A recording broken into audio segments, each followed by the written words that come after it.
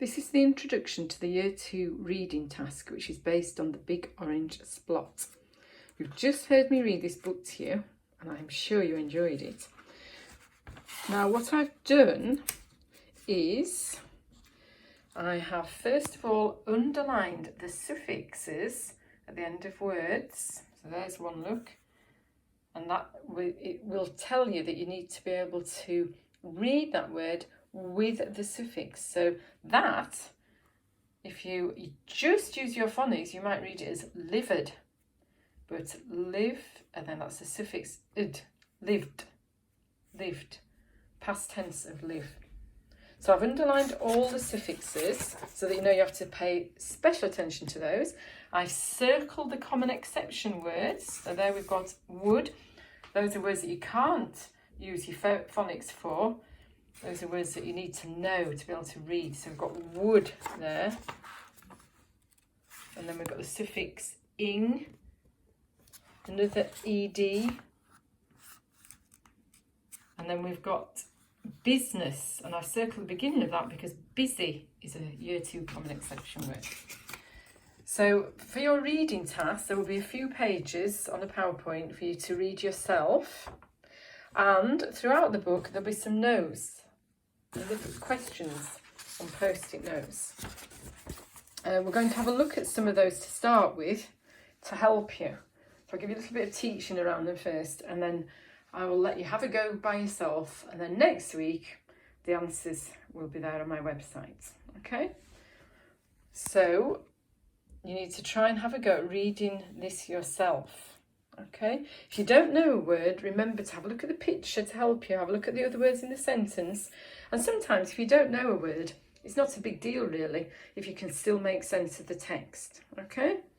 So this is Mr. Plumbean lived on a street where all the houses were the same.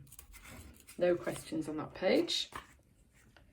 He liked it that way. So did everybody else on Mr. Plumbean's street. And remember to try and use expression in your voices. We talked about that word prosody last time, didn't we?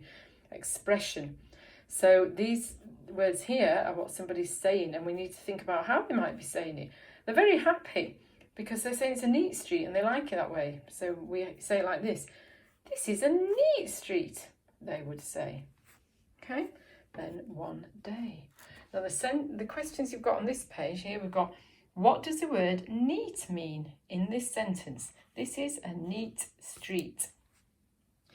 Now, if you're not sure what neat means, you might know straight away, but if you're not sure, have a look at the rest of the words around it and what that page is actually saying. So even look at the page before. So it's saying that Mr. Plumbean's living on a street where all the houses were the same. He liked it, and everybody else did, and it's a neat street. Now, neat doesn't necessarily mean that everything's the same, does it? But if everything is the same like that, it looks tidy, it looks in order, it doesn't look messy, does it? And they liked it like that.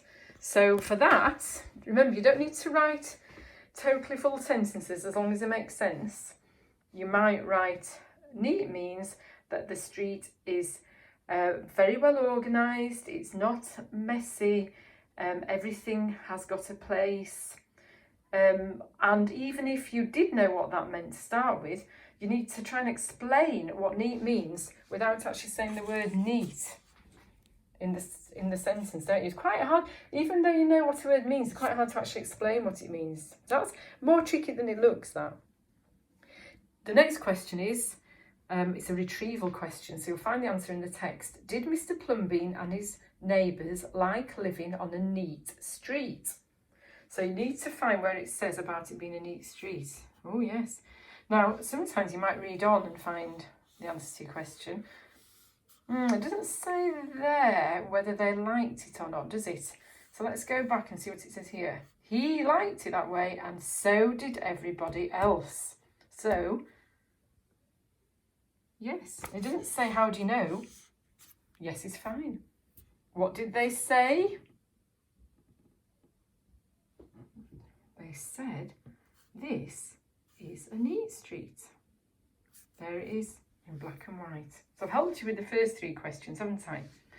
So now I want you to go onto the website, practice reading, and then when you come to the next set of questions, I'd like you to answer them. Okay?